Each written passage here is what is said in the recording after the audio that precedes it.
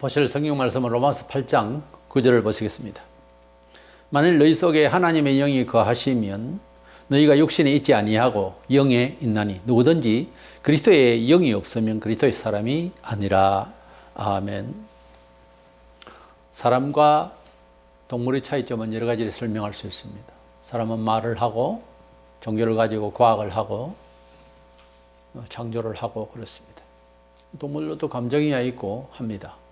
그러나 사람에게는 이성이 있고 판단이 있고 어떤 변화를 추구할 수 있습니다. 그 중에서 짐승과 다른 점이 있다면 짐승은 각기 짐승들이 가지고 있는 특유한 호랑이는 호랑이, 토끼는 토끼, 뱀은 뱀,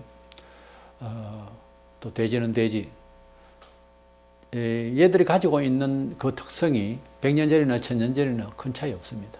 혹시 환경적 차이로서 산에 있는 놈을 집에다가 끌어다 넣어서 키우고 부드럽게 하면 조금 유연해지겠지만은 그러나 본성이 안 변합니다. 그런데 사람은 짐승하고 달라서 물론 교육의 효과로서도 가능한 일들도 어느 한계는 있습니다. 그러나 교육을 가지고서 아무리 좋은 교육법을 가지고서 해도 영혼을 변화시킨다고 하는 것은 어렵습니다. 우리의 경험들이 그렇습니다. 그리고 종교라고 하지만은 무려 기독교라고 하는 이 단체 안에서도 사람이 변한다고 하는 것은 교육의 효과를 기대하기는 너무도 힘들어요. 해본 결과가 그렇습니다. 그래서 안 되니까 포기를 해버려요. 포기하고 하는 말이 큰 깨우침에 되는 것이냐. 아, 사람이 안 변한다고 변화되는 것을 기대하지 말고 하니까 그냥 맡기고 있으라. 그것은 변화시키려고 무던히 애를 쓰다가 아마 지쳐서 하는 말이 아닌가. 그 정답을 내린 것이 아니라 저는 그렇게 생각을 합니다. 그래서 이 사람이 영적으로 변한다고 하는 것, 사람 존재의 정체성이 변한다고 하는 것은 변할 수 있죠. 근데 그 변함이 짐승에게는 없는 일이라고 하는 거죠. 짐승도 어떤 교육을 하면 한계까지는 말도 알아듣고 이것이 행동이 또 바뀔 수가 있는데 영적으로 변한다고 해서 사람만 될 수 있습니다. 그런데 그 사람도 사람이 사람을 변화시킬 수는 없는 거예요. 처음부터. 근데 하나님께서 성령으로 사람을 변화시켜요. 그래서 예수 믿는 사람을 그리스도의 영을 가진 사람이라 해서 하나님의 거룩한 영을 받아서 성도라 그럽니다. 그래서 이 사람과 동물의 차이점이 있다면 사람의 영혼이 있는 것도 중요하지만 그 영혼 존재에 대한 그 실존의 가치만 가지고서 짐승하고 구별해 보았자 예수 안 믿으면 지옥 가기 때문에 짐승보다 더 극한 어려움을 가진 영혼 상태예요, 사실은. 그러나 그 존재의 가치가 예수 안에서 성령으로 거듭났을 때 비로소 본래의 엄청난, 동물과 다른 엄청난 그런 효과를, 그런 가치를 발휘할 수가 있는 거예요. 우리 사람의 인간의 심성이라고 하는 이 영혼이라고 하는 것은 이 영혼이 변화되기 전에는 또 이 영혼이 사람의 지식의 한계에서 교육적인 어떤 이런 걸 통해서는 한계가 있기 때문에 그것으로는 사람의 본래적 영혼의 가치를 경험해 보지도 못하고 죽습니다. 그래서 이 영혼의 변화를 가져야 되겠는데 이것은 하나님의 성령께서 역사를 하신다는 거죠. 그래서 우리 성도들은 성령과 뗄 수 없는 그런 존재적 가치, 어떤 믿음의 동기가 있습니다. 그래서 성령에 속한 자라는 주제로 말씀을 나누려고 하는데 우리 성도를 말해요. 성도라고 하면 조금 구체적으로 성령에 속한 자 그렇게 말할 수 있어야 하고 그런 존재입니다. 교회 다니면서 어떤 교회에 속한 자 이렇게 되겠죠. 그러나 성령에 속한 자가 되어야 됩니다. 그래서 성령에 속한 자가 되지 않으면 안 되는 것이 본문에 그리스도의 영이 없으면 그리스도의 사람이 아니라고 그래서 어떤 교회 교인은 돼도 그리스도의 사람이 아니다. 조직 속에서 라이센스를 통해서 목사가 어떤 고시를 통하고 이래서 적절한 그런 규칙에 의해서 안수를 받고 목사가 되지만은 목사는 엄격히 말해서 종교적 지도자예요. 종교 범주에서 기독교라는 종교의 지도자라 하는 입장이지 목사가 하나님 종이다 그렇게 막바로 이야기할 수는 없습니다.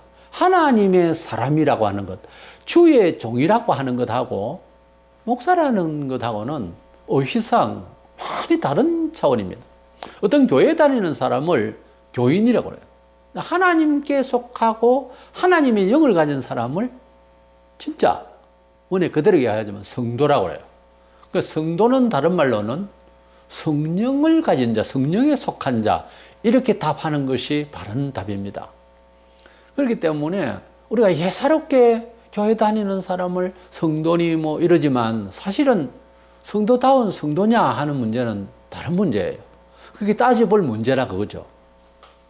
먼저 우리가 하나님의 말씀 복음은 뭡니까? 예수를 통하여서 속죄함 받고 부활 영생을 약속받는 거죠. 구원을 받는 거죠, 말하자면. 이 복음, 신구의 성경을 통한 예수 중심으로 한 하나님의 부르심에 복음의 능력이라고 하는 것은 세상에 그 어떤 사람의 지은 책이나 깨달음을 펼치고 있는 혹은 신비를 뭐 체험하거나 이래서 교주가 되거나 하는 이 모든 많은 사람들의 그 가르침과 발견과 그 교훈들은 감당할 수가 없는 내용이 들어있어요.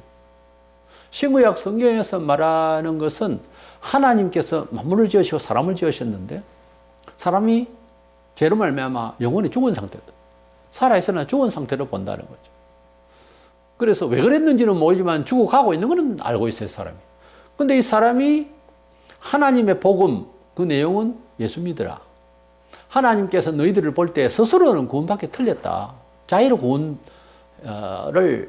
얻기에는 이미 불가능한 상태의 사람으로 보시고 해가 끄덕을수록 죄악상이 더 심하고 실제 그렇잖아요. 갈수록 죄가 많고 이래서 우리 스스로는 구원받을 수 없으니까 하나님께서 아들을 희생 제물로 삼으셨으니 믿으라. 그겁니다. 근데 무슨 근거로 믿고 뭐 이런 식으로 따지고 결국 예수를 안 믿으면은 손해는 본인이 보는 거예요. 하나님께서 2000년 동안 그것도 다행히 초기의 사람들은 벙벙하겠죠. 그러나 지금 너무 많은 증거가 있습니다. 기독교 2000년 동안 이 복음의 메시지를 수용을 해버린 사람, 막 살아보니까 세상에는 뭐 별 방법이 없더라. 이렇게 생각했는지, 어쨌는지는 모르지만 이 복음을 받아들인 사람이 저와 여러분 알겠어요? 어떻게 보면 생각이 좀 부족하다라고 똑똑한 척 하는 사람들은 그렇게 생각할 거예요. 아니, 지금 그렇게 생각하잖아요. 그렇게 학식이 있고 지성이 있는 사람이 뭔 예수를 믿어? 이런 식이잖아요. 근데 우리 짧은 지식이지만은 웬일로 하나님께서 빛을 주셔서 예수님을 믿으면 구원을 받는다고 하는 이 큰 명제가 크게 좋게 보인 거예요. 그래서 관심을 가지고 나왔더니 엄청난 걸 발견한 거예요. 우리가 처음에 예수를 믿으려고 하는 약간의 희망은 빙산의 일각이었어요. 그야말로. 근데 믿어보니까 엄청난 걸 알게 된 거예요. 어마어마한 사실을 발견한 거예요. 철학을 발견한 게 아니고 사실을 보게 됐다는 거예요. 영생을 얻는다고 하는 것은 어떤 팩트에 의한 이야기지, 막연한 종교적 어떤 낭만적인 이야기 아니에요. 철학이 아니에요. 심리학이 아니에요. 이 세상 짤막한 세상 잘 살아가는 사는 처세를 말하고자 하는 것도 아니에요. 없는 이야기를 지어낸 것도 아니에요. 세상에서 말하는 교주, 하나님의 아들 예수가 죽었다가 살아났다고요. 죽었다가 살아나시고 하늘로 올라가셨어요. 본인이 천국에 있다, 내 하늘로 간다, 너희들도 데려가겠다. 나를 믿으면 죽어도 산다. 이 모든 걸 책임지는 역사를 보여주셨거든요. 지금 우리가 그걸 기다리고 있는 거예요. 근데 석가는 극락을 이야기하고 했다 하더라. 모든 이야기를. 그럼 자기 죽었잖아요. 어떻게 증명을 해요? 죽었다가 극락 갔다가 다시 오든지. 막말로. 그렇지 않습니까? 어떤 증명이 깨끗하게 깔끔하게 증명 자료가 있어야 돼요. 우리가 예수를 믿어도 증명을 할 때에 본인이 경험을 하고 체험을 하고 은혜를 받고 하나님의 간섭을 받은 경험이 있는 사람은 말이 달라요. 확신이 있잖아요. 아마 하나님 앞에서 불의하게 살다가 깨졌든지 어쨌든지 어떤 경험이 뚜렷한 사람은 하나님의 존재에 대해서 하나님이 세상을 간섭하심에 대해서 자신 있게 설명을 할 수가 있는 거죠. 근데 그게 안 돼 있는 사람은 막연하지. 언제나. 믿기는 믿는데 막연하단 말이에요. 이 성경이라고 하는 것은 예수 믿으면 구원받는다 하는 이 말씀, 그리고 믿으면 이렇게 하나님께서 은혜 주시고 간섭하겠다는 이런 여러 가지 말씀들에 대한 정보예요. 정보. 성경 구절을 외운다고 되는 게 아니라 성경을 차라리 외우지 말고 전체를 파악을 하고 알고 있어야 한 번을 읽으면 잊어버릴 수 있으니까 두세 번 정도라도 전체 무슨 말을 하더라 하는 것을 알고는 있어야 될 거다. 무슨 말을 했다는 것을 일단 듣기는 들어야 될 거다. 하도 방대하니까 내용을 간추려서 하는 책도 있고요. 가르침도 있고요. 본인이 이것을 읽어내려면 제법 걸려요, 세월이. 그런데 천지를 지으신 하나님이 고장난 세상, 고장난 사람을 고치고자 하는 의도 그리고 계획들을 드러나 봐야 될 것 아니에요. 인생 길게 보면 성경책 한 권 읽고 두 번 읽고 세 번 읽는 게 그렇게 많은 시간을 할애하는 것도 아니에요.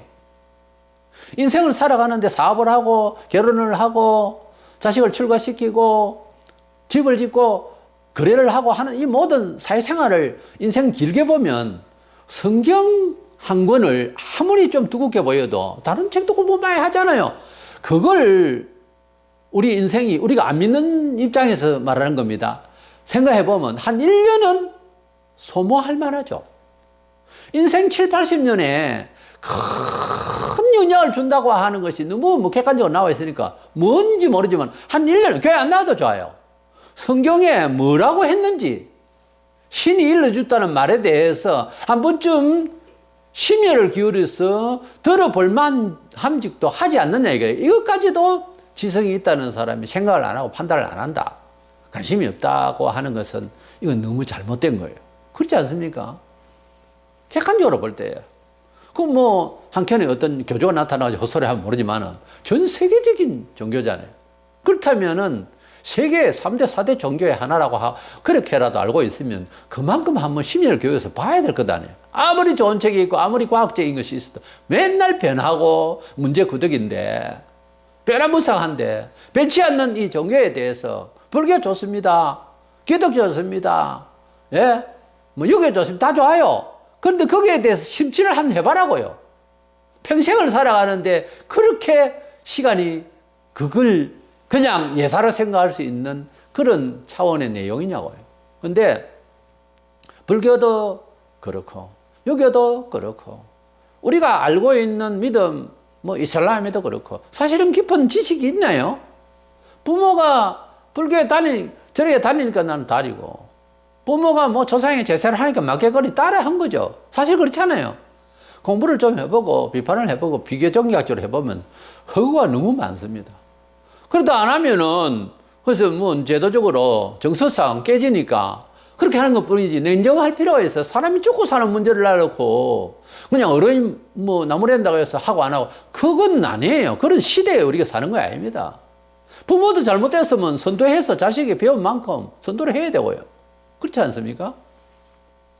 기독교를 비판을 하려고 하면 제대로 공부를 좀 하고 그렇게 마침내 알고 이야기를 하든지. 그래서 로마서 8장 1절에 보면은 그러므로 이제 그리스도 예수 안에 있는 자에는 결코 정죄함이 없나니 그랬습니다. 예수 안에 있는 사람은 하나님의 심판을 안 받는다 이렇게 되어 있어요. 예수 안에 있다는 건 예배당에 다니는 걸 말하는 것일까? 큰 교회에 다니는 것일까? 어떤 교단, 어떤 목사, 유능한 목사한테 가는 것일까? 아닙니다. 예수 안에 들어오는 사람은, 즉 예수 믿는 사람은 정죄가 없게 하겠다고는 하나님의 언약의 약속이에요. 약속. 이건 정보란 말이에요. 그러니까 가령 뭐 TV를 어떤 TV를 사면은 인터넷도 된다라고 하는 정보가 있습니다. 된다고 하더라 하고 매장에 가서 구경을 합니다. 그건 내 것 아니지 않습니까? 맛을 본 것뿐이지. 그럼 내 거가 되려면 내가 사야 될 것 아니에요. 내가 설치를 해서 내가 직접 경험을 해야 될 것 아니에요. 어떤 TV는 인터넷도 가능한 TV로서 모니터가 구조가 되어 있다라고 하는 것은 정보예요. 그 정보를 아무리 외운다고 해서 그게 내 것이 안 되면 안 되잖아요. 내 것이 되려면 뭔가 값을 지불하고 그것이 우리 집에 나의 거주한 방에 두든지 거실에 두든지 두고 봐야 될 것 아니에요. 아무리 좋으면 아무 설명 안 하면 완전 외우고 이러면 뭐합니까?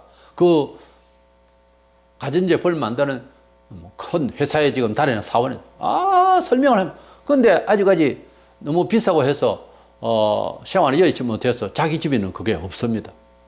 지금 그런 상황이에요. 정보는 많이 알고 뭘 아는 것 같이 한데 그것이 내가 직접 경험을 할 수 있는 내 사생활에서 필요에 의해서 이 재료가 될 수가 없는 상황이 이게 안타깝잖아요.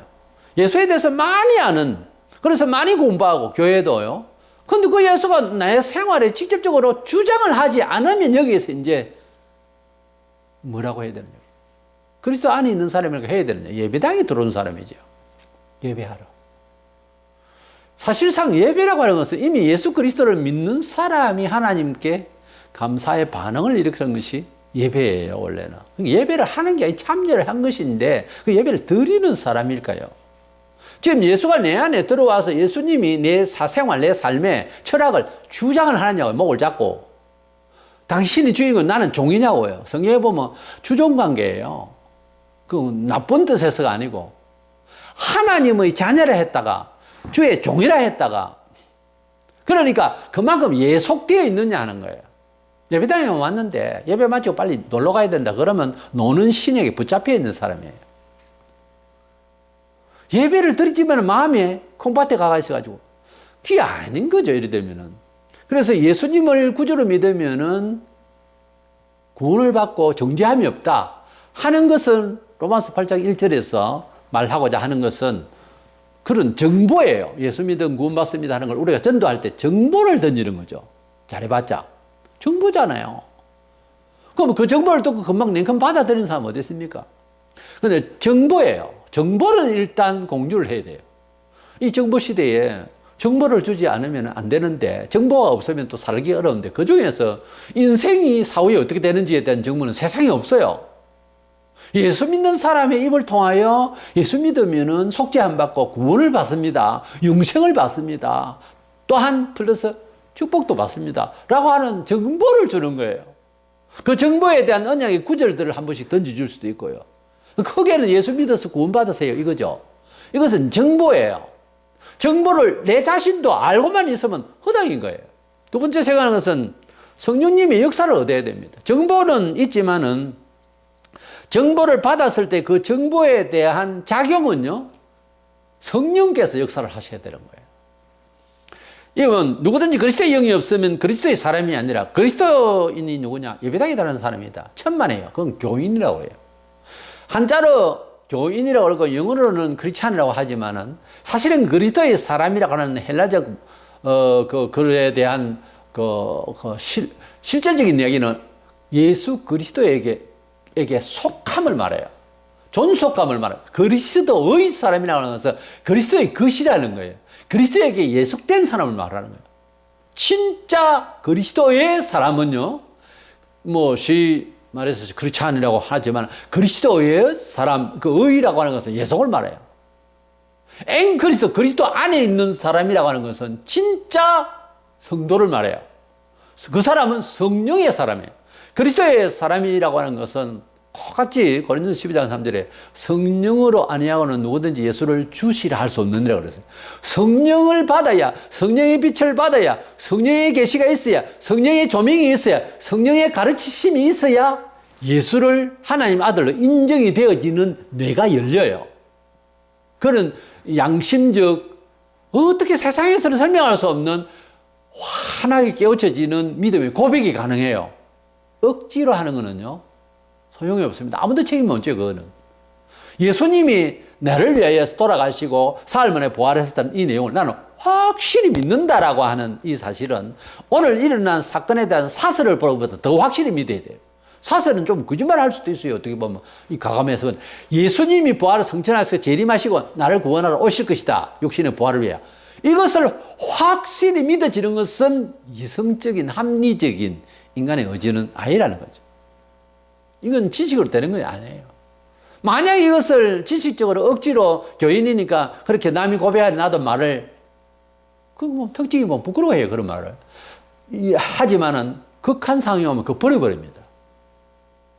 세상에 내 목숨이 날아갈 지경이 되면은 그렇게 믿던 것을 버려버려요.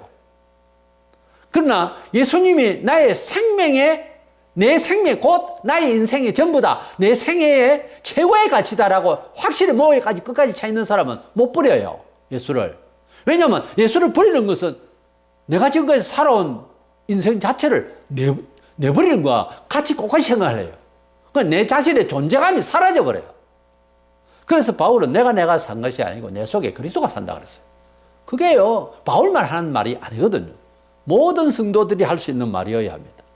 그래서 예수님을 내 구주로 믿는다라고 하는 이것은 성령께서 이렇게 역사를 하시는, 성령께서 세 가지로 역사를 구분해서 말하자면, 처음에 영혼이 중생시켜서 눈을 딱 뜨면 예수님이 내 구주라는 사실을 믿어짐과 동시에 그렇게 펑펑 울 수가 없어요.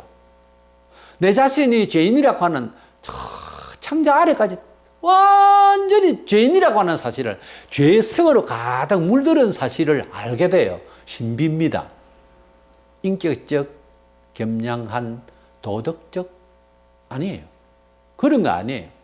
이것은 하나님이 사람이 죄인임을 알게 하시는 순간에는 일반 지식하고 다릅니다. 일반 지식을 공부를 안 한, 난 놓고 기억자를 모르는 사람도 깨닫는 거고요. 대학 교수도 깨닫는 것이 똑같아요. 아포칼립시스, 계시로 하는 거예요. 그것은 작은 죄든 큰 죄든 어떤 시기든 회개하는 자에게 임재하는 성령님이 그의 가슴 속에 들어와서 사람을 변신시키는데 이상이 달라지고 목적이 달라지고 우주관이 달라지고 인생관이 확 바뀌어버립니다. 이것이 중생이라는 거예요. 중생하지 아니하고 백날 성경 공부한다고 해도 안 됩니다. 그게 효력이 발생을 안 해요. 어느 정도 공부하다가 끝내버려요. 끝나버립니다. 왜 중고등부 때 공부를, 성경 공부 많이 하고 신앙이 있다는 학생이 대학을 가면은 줄줄 떨어지고 그냥 많이 안 남고 다 돌아가 버릴까? 대학에서 또 성경 공부 많이 하고 예수 잘 믿는 사람이 직장 들어가면서 또 다 떨어지고 또 몇 명 또 예수 계속 믿는 사람이, 남는 사람이 없을까? 이 원인이 왜 그러나 하면은 뭐 부모가 주는 생활비 가지고서 학교 다니고 먹고 이러다가 직접 사회생활, 이 안 믿는 세계 조직사회에 딱 들어가서 성경대로 살아간다는 게 그렇게 녹록지 않거든요. 당장 걸리는 거예요. 그러니까 예수냐 직장이냐, 당연히 직장이죠. 살아야 되니까 라고 생각을 하고 예수를 단방에 버려버려요. 왜 그랬을까요? 성경 공부를 해도 거듭남과 성령의 감화 감동이 그래 해도 나중에 시험이 오지만 그래도 뜨거운 은혜를 체험을 못했기 때문에 이 세상 것에서 밀리는 거예요. 밀리는 거예요. 그리고 성령님께서 우리 속에 오시면은 권능을 주셔서, 이것은 중생에서 예수 믿게 하는 성령의 역사가 아니라 뜨겁게 큰 충만해서, 그래서 권능을 함께 해서 예수님을 증명할 수 있을 정도로 사생활과 직접적으로 증명을 할 수 있도록, 나가서 전파할 수 있도록, 사람을 만날 수 있는 자신감, 용기, 능력을 주셔서 증거케 하시기 위해서 성령님이 임재하여 역사하시는 경우가 있습니다. 이것이 바로 사도행전 1장 8절에 실컷 예수 믿고 있는 제자들에게 다시 성령의 권능을 받아라고 유언하시고 성천하시고 난 뒤에 예수님께서, 그래서 제자들이 열흘 동안 기다리고 기도하고 하다가 성령의 충만을 받은 것 아닙니까? 그 성령 충만 받아가지고서 복음을 전파한 것이 사도행전인데, 사도행전과 예수님 같이 계실 때 사복음서의 시절과 3년 동안 그 교육받던 시절하고 판이하게 다른 게, 성령님의 권능을 이들이 위하여 날마다 순간마다 기도하는 것이 다르고요. 그때는 뭐 예수님이 기도하자 하면 쿨쿨 잠이나 자고 하던 이 친구들이, 그런데 사도행전에는 때를 따라서 늘 기도하고 하루에 3번 기도한 걸로 추정이 되는데, 그렇게 기도를 많이 하고, 그리고 성령님의 권능 있는 역사를 하는 것을 보며, 또 목숨 걸고 베드로가 뭐 그냥 부인하고 이런 경우도 있죠. 얘는 부인하지 않는 게 오히려 나가서 목을 걸고 아예 저기라, 그리고 복음을 전파하는 아주 용감이 아주 넘쳐나는 일사각오의 그런 신앙으로서 복음을 전파하는 것을 보게 되거든요. 그래서 중생학에 대해서 거듭나게 되는 것은 모든 하나님의 백성들 하나님을 찬양하고 감사하고 예배할 수 있고, 그리고 예수님을 믿습니다 하고 고백을 당당히 할 수 있는 데까지 있는 것이 거의 중생이에요. 대부분 이런 차원이죠. 그런데 성령의 충만함을 받는 평신도도 목사도 관계없습니다. 전혀 관계없어요. 성령의 충만함을 받고 예수 같이 믿는 건 좀 달라요. 그 사람이 생각하는 것, 그 사람이 가지고 있는 강력한 의지 완전히 다릅니다. 이런 사람은 정말 교회에서 우리 평신도들은 그분에 대한 그 이제 조언이나 또 그분의 기도, 또 그분이 살아가고 있는 생활의 패턴 이런 걸 닮을 수 있고 부탁할 수 있고 할 만한 거예요. 왜냐하면은 하나님이 권능으로 함께하는 사람은 하나님이 백성으로 만든 사람은 일반 차원하고는 많이 다른 역사를 하거든요. 그래서 교회에서 규정한 사람이 누구다? 돈 많은 사람? 지성인? 직분자? No. 하나님이 뜨겁게 함께하는 사람이에요. 그 사람도 나중에 약해질 수 있지만 하나님이 뜨겁게 하사 역사하시는 그분 옆에서 제발 좋은 이야기 듣고 가까이 하십시오. 그래서 같이 불을 받아야 됩니다. 그리고 성령님이 또 함께 하시는 것은 모든 성도들이 공유해야 되는 것이 일반 생활에서 지성으로 그리스도인 다음에 문화 생활을 잘 적응할 수 있도록 인격적인 모든 생활에서 성령님께서 성경적 지식을 응용해 가면서 잘 살아갈 수 있는 지성을 주는 거예요. 그러니까 첫 번째 좋은 생활하는 사람, 이 세 번째 성도 다음의 생활, 이것은 연결이 좀 많이 됩니다. 모든 성도들은 그거는 잘해요. 그건 또 조금만 노력하면 되지만 두 번째 권능을 받기 위해서는 이건 목숨 걸고 기도해야 됩니다. 이건 아주 이것은 이 권능 있는 성령 충만한 생활에 관한 것은 누가 대신할 수가 있는 게 아니에요. 모두가 하나같이 죽을 고비를 넘기는 겁니다. 환난 핍박 가운데서도 성령 충만할 수도 있고요. 기도를 열심히 하다가 은혜를 받을 수도 있고 자원 좀 다릅니다. 자원 좀 큰 특별한 계기가 있어야 되는 거예요. 그냥 자연스럽게 계기가 오겠지. 천만에 평생마다 안 옵니다. 노력을 해야 돼요. 원해야 돼요. 성령 충만 주시기를, 성령이 함께 하시기를, 성령을 환영하며 하나님이 함께 하시기를 그렇게 간절히 부지런히 하면 어느 날 뒤집어집니다, 사람이. 그 몸이 얼마나 실질적으로 몸이 뜨거워지고 아주 그냥 날 것 같습니다. 그리고 어느 길을 가도요, 발이 약간 떠 있는 것 같습니다. 정말 그렇게 됩니다. 그런 성령의 충만함을 받으면 일반 사생활이 어떻겠습니까? 너무너무 가볍게 처리할 수 있습니다. 직장에서 무슨 일을 해도요, 손이 떨리죠. 부득부득합니다. 성령이 충만하면은 윗사람에 대해서 째리고 아니에요. 존중할 잘 존중하며 얼마든지 남을 나보다 낫게 여기면 하나도 손해들 마음 없어요. 자존심 스트레스 안 받아요. 성령이 충만하면 다른 일이 더 급해. 봉사하고 사랑하고 위하고 고쳐줘야 되고 사랑 긍휼이 여기 이게 더 바쁘지. 내 생각하고 꼬랑해. 그거 안 된다고요. 그렇게 안 돼요. 성령의 충만함이 문제지 인격이 문제 아니었다. 여행을 갔다 오면 사람이 좋겠지. 여행 갔다 오면 그 다음날 뻗어버립니다. 멍해져. 피곤하죠. 뭘 얻으러 여행하죠? 성령의 충만함이 문제지 그 사람의 인격, 그 사람의 상황, 컨디션이 어떻고 아니거든요. 성령의 충만함, 성령의 간절함으로써 성령님이 함께 하시면은 문제가 해결됩니다. 대부분의 사람들이 보면 성령님의 충만함이 없어서 어려움이 오고 상담 안 받고 지루하게 대화하고 그렇지. 성령님이 충만해 오시면은 목사 찾아서 상담한 그럴 필요가 없습니다. 성령님이 다 가르쳐 주세요. 성령님이 알아서 다 살 수 있도록 자기 차원에서 충분히 넘치도록 합니다. 결국은 누구를 미워할 것도 없고 누구에게 성령이 임하시기를 기도해 줄 뿐이죠. 누구와의 상관관 아니에요. 성령님이 중간에 오셔서 해결해버리면 아무것도 아니에요. 결국은 변명의 여지가 없습니다. 성령님이 감화하시면 상황에 대한 이해와 거기에 대한 판단이 달라집니다. 바뀌어요.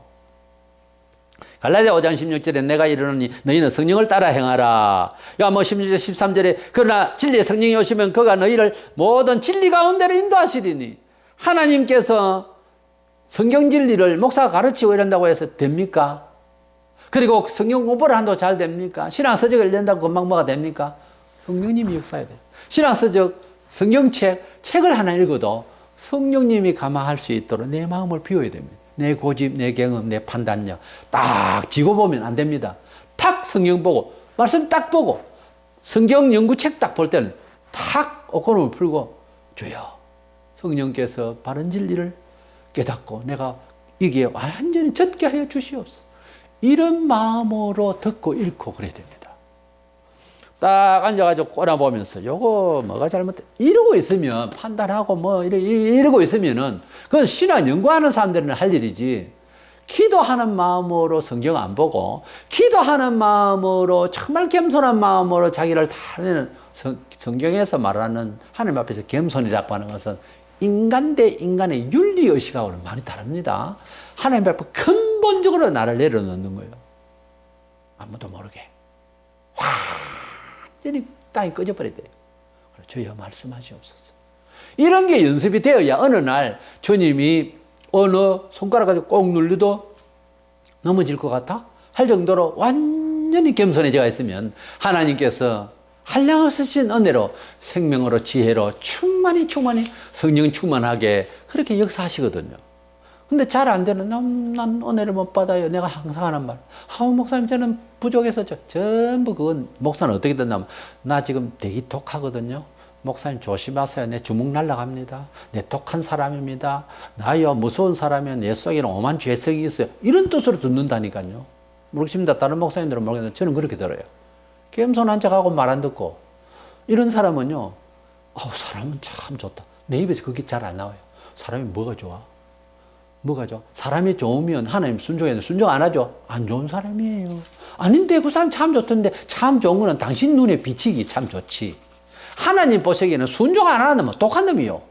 악하고 고집, 하나님 앞에 쓸모없는 고집은 우상이라고 그랬어요. 우상 숭배하는 사람. 굳이 큰 돌 앞에서 절을 하고 빌고 있는 사람만 무지하게 보입니까? 아니에요. 하나님 말씀이 뻔하게 보이는데도 순종 안 하고 고집을 피우고 좀 맞서고 그러면서 표현은 굉장히 지성적으로 해버리는 이놈이 더 나쁜 놈이에요. 이래서 성령에 속한 자가 된다고 하는 것은 인생을 살아가는데 사실은 거의 결정적인 사안입니다. 밤이고 낮이고 일을 하고 일을 마치고 사업을 시작하고 안 하고 패망되고 이랬었고 그 지금 문제 바로 앞에 성령이 오셔야 되는 거예요. 성령님이 오셔야 문제 해결을 한다고요. 사는 성도 다음의 삶이 비춰지고 예수 그리스도 믿는 믿음도 성령이 오셔야 진짜 믿어지는 거고 무엇보다 성령이 충만하면은 은사와 능력을 주셔서 정인이 되게 하시는 데다가 일반 사생활하는 우리 평신도도 아주 힘있게 살아갈 수가 있다는 거죠. 전기 코드에다가 2000V 3,000W 이런 걸 아무렇게 꼽아놓으면 불나거든요. 그런데 하나님께서 성령을 딱 입혀주시면 몇만 볼트가 막 나가더라도 기껏해야 220V 정도만 밝히면 될 것을 하나님께서 능하도록 2200V를 충분히 사용할 수 있도록 그래서 성령께서 뜨거움을 주시면 자기 하는 일은 220V만 써도 될 일을 넉넉히 할 수 있다는 거죠. 하나도 더 고달프지 않냐고 그렇게 되는 거예요. 그래서 성령께서 역사하시면은 일반 사생활, 자기가 살아가는 모든 영역에도 힘이 남아 돈다는 거죠. 이래서 성령님이 우리 속에서 역사하시면 그건 100% 그리스도의 영에 속한 사람. 그리스도의 영이 없는 사람은 그리스도의 일을 모르고 그리스도의 일을 할 수 없고 그리스도의 일이 뭔지를 모르고 그리스도인의 다움을 몰라요. 그리스도의 영이 없으면 그리스도의 사람이 아니라 교회 다니는 교인이지. 본문에 그리스도의 영이 없으면 그리스도의 사람이 아니라 그리스도의 영이 있는 사람에 대한 예정이 그렇다는 거예요. 믿음이 강한 힘으로 사생활 임재해서 하나님의 성령의 인도를 받아야 예수 그리스도를 믿는 사람은 구원받겠죠. 그러나 그걸로서는 부족하단 말이에요. 이 험한 세상 이기려면은 성령께서 우리에게 강력하게 역사하시면 일반 사생활에서도 얼마나 가볍게 역사할 수 있겠느냐는 거죠. 이래서 성령에 속한 자 되기 위해서 아무쪼록 일상에서 또 예배, 정규적인 예배에서 날마다 하나님 앞에 성령의 충만함을 주여 말씀으로 또 영으로 충만하게 해줘. 말씀을 들을 때에 영으로 충만하고 내 많은 영이요 생명하신 주님 생명으로 충만, 영으로 충만, 그 말씀이 영으로 충만, 생명으로 충만하게 해주시옵소서. 내가 내 생각으로 하면은 이럴까 저럴까 복잡해지는 이 머리를 성령께서 기름을 싹 주의 영이 싹 오면은 그러면 간단하게 만들어버립니다. 머리가 복잡하고 약하고 괴롭고 그 전부 변명이고요. 성령이 없어요. 성령의 충만을 받으면은 해결이 됩니다. 때문에 예수를 알아도 왜 안 될까? 그건 오해하고 있는 부분인데 그 예수에 대한 이해와 이런 것들은 정보예요. 정보 많이 있다고 해서 아까 말씀드린 대로 뭐 가전제품을 사질 않는데 내 것이 아닌데 내 것이 되려면 성령께서 오셔야 되는 거예요. 성령께서 역사하셔야 되는 거예요. 그래서 우리가 그동안에 옛날 교인과 달라서 듣고 본 것은 많습니다. 그리스도인들이 요즘 뭐 몇 년 되면 뭐 그냥 거의 옛날에 막 목사 수준. 근데 왜 역사가 안 되고 왜 사생활에서 자신이 없고 말이 많고 시끄럽고 오늘날 교회가 왜 이러느냐. 성령님의 감화 감동보다는 뭐 합리적으로 인간적으로 다 해석을 하려니까 교회 안에서 오만 죄가 다 나오는 거예요. 성령께서 주장하시는 우리 자신, 성령께서 역사하시는 교회, 성령께서 함께 하시는 사업장, 성령께서 함께 하시는 우리의 발걸음이 되시기를 주의 이름으로 축원합니다.